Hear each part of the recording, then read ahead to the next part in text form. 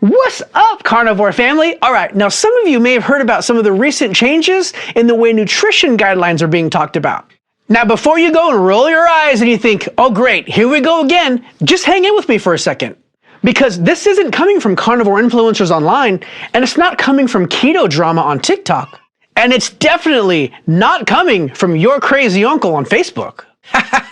This is coming straight from the USDA and the HHS. And real quick, if you're not familiar with the HHS, well, that's the Department of Health and Human Services. So when they start backing away from what they used to say, well, that should raise a red flag and make us stop and think for a second. Because earlier last week, they released an updated dietary guidance that quietly flipped the food pyramid upside down. But the shift was big enough that USA Today and NBC News covered it. And the HHS themselves called it a historic reset in the federal nutrition policy. Now that alone should make you pause, because what you put on the end of your fork is more powerful than anything you'll find on the bottom of a prescription bottle. So are you ready? Well, let's get it.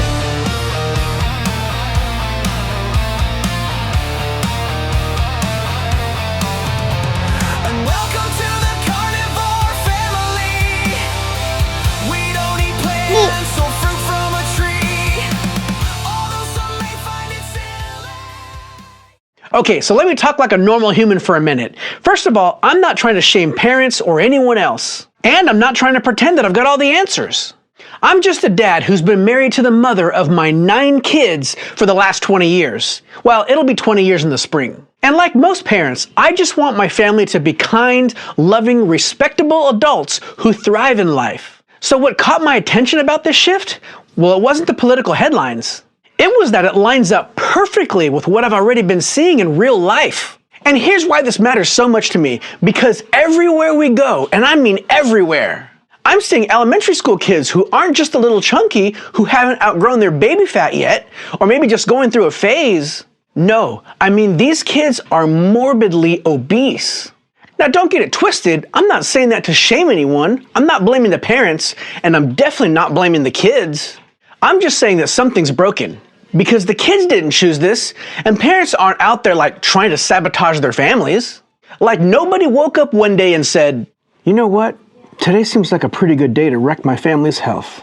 You know, but something's clearly off, because you know, like it's no secret that tons of kids today are dealing with problems that used to be adult problems. Type 2 diabetes, depression and anxiety, fatty liver disease, and joint pain.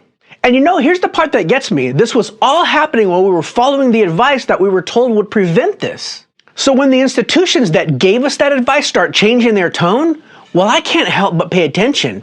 And I think that other parents should too. So if this is what we're seeing in our kids today, well, then the next natural question should be, well, how did we get there then? So for decades, nutrition advice wasn't treated like a suggestion. It was treated like fact.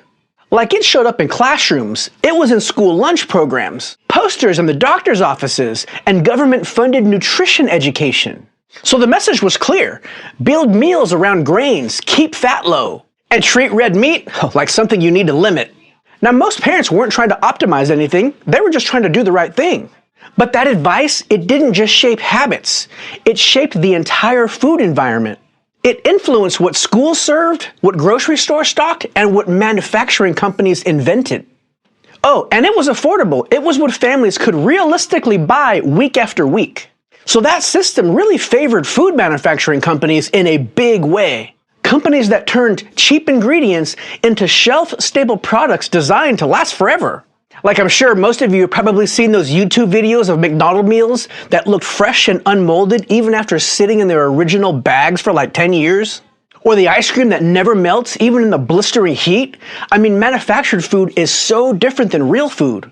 I mean, it's engineered that way on purpose. It's built for convenience and profit. Oh, and they've perfected the chemistry so well that their products are super easy to overeat. Now, even though we know all this, like a lot of people keep eating that stuff and they keep feeding them to their kids. And I think it's because the harmful effects, well, they don't show up overnight. Like nobody's eating cereal for breakfast and they develop type 2 diabetes or IBS by lunch. Instead, it's a slow process that sort of builds over time, but eventually, oh, it'll catch up to you.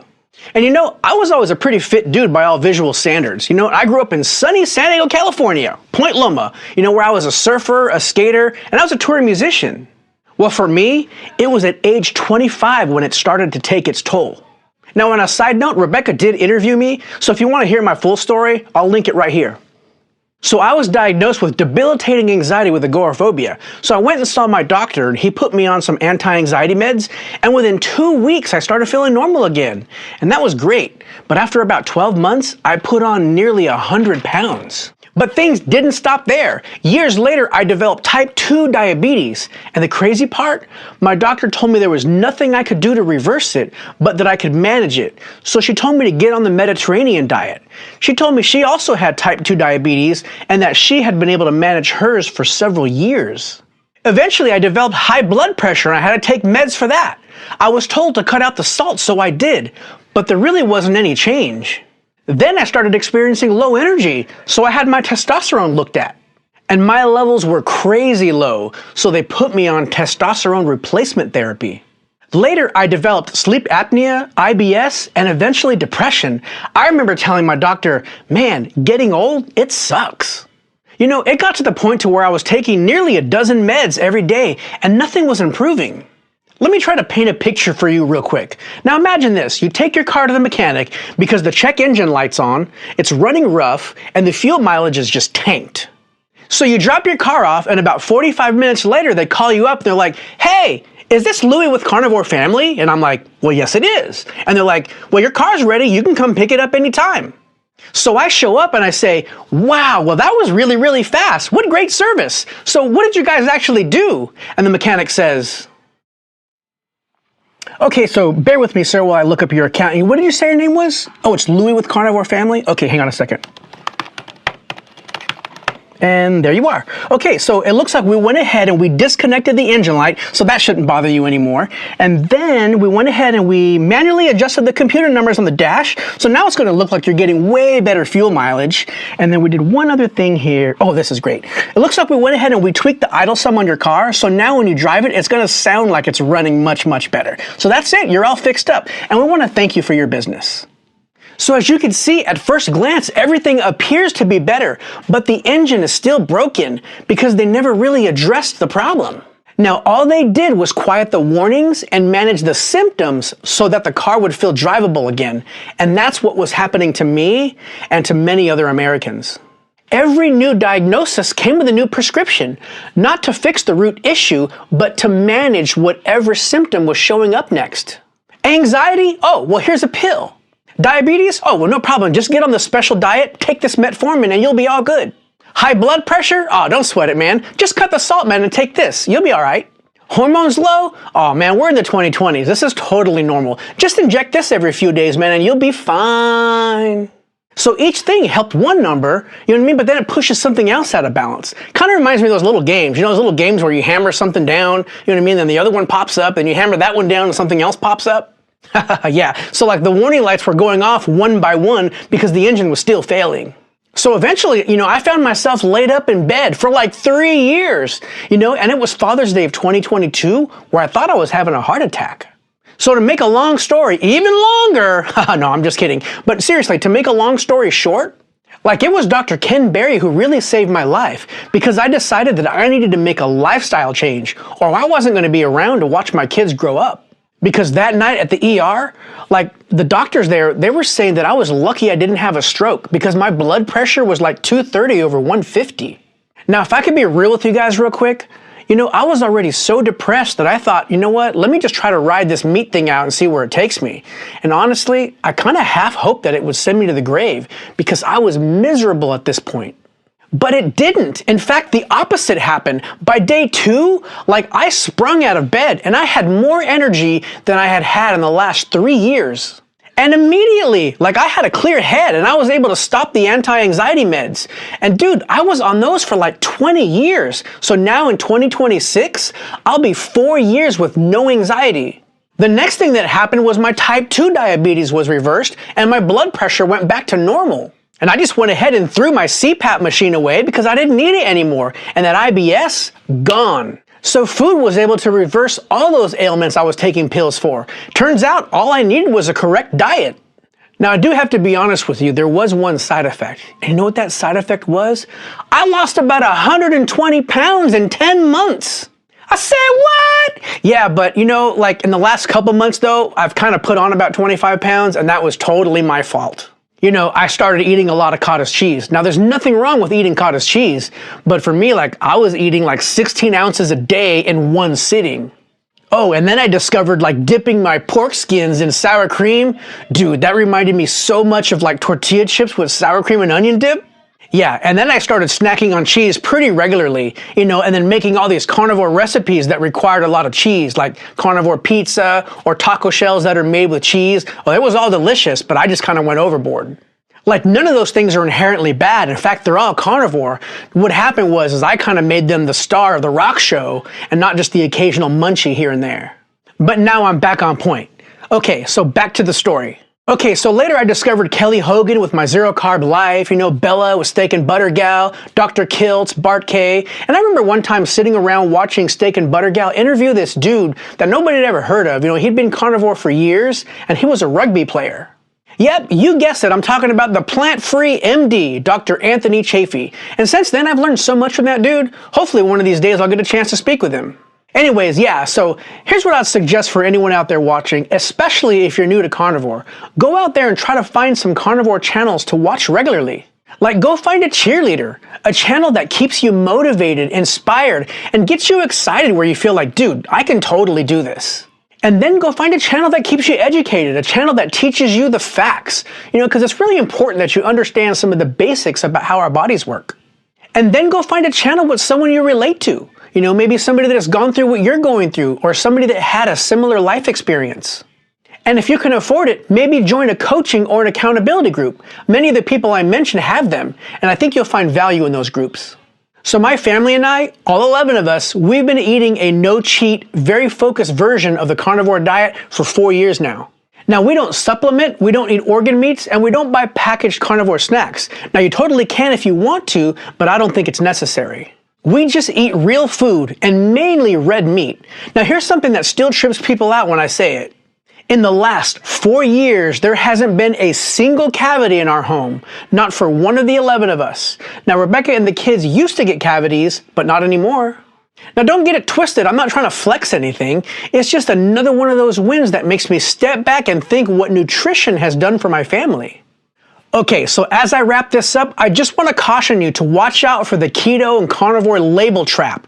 Because if you've spent any time in the keto and carnivore space, well, you've probably seen this too. As soon as these ways of eating starts to get popular, man, those companies are like flies to poop. They don't change factories, they just change the labels. Suddenly everything's keto or zero carb and carnivore friendly. It's the same old ingredients, just packaged with a new sticker. And I fell for this years ago when I tried keto. I watched a popular channel where the influencer was sponsored by Quest bars.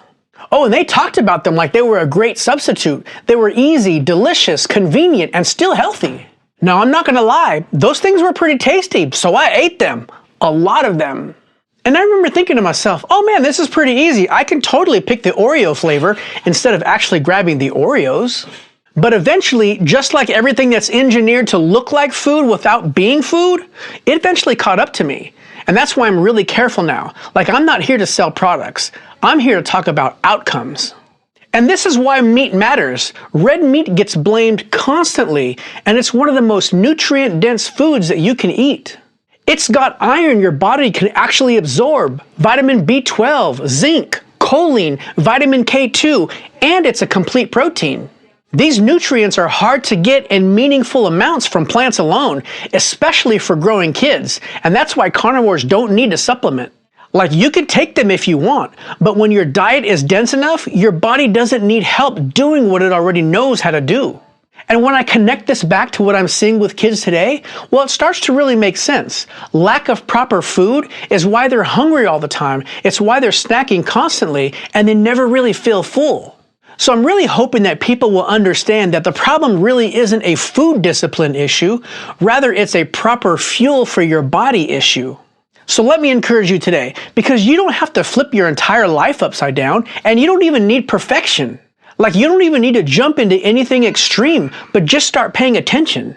Because remember, your kids don't buy the groceries and they don't read the labels. You do. The way you shop, well, that shapes your family's health. And what you put in the cart, well, that matters. And what you stop buying, well, that matters too.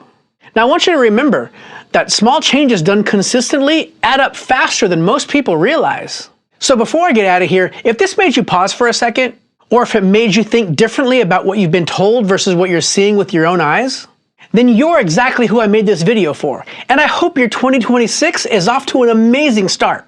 Hey, if this video encouraged you today, then drop a comment below and share this video with someone you love. Follow the Carnivore fam on Facebook, YouTube, TikTok, and Instagram so you don't miss the next one. And lastly, if you have any questions or you just want to say hey, well, drop us an email at carnivorefam@gmail.com. And remember, food shouldn't run our lives. It should support them. Now go eat a steak. Go on, get out of here. Go! Go!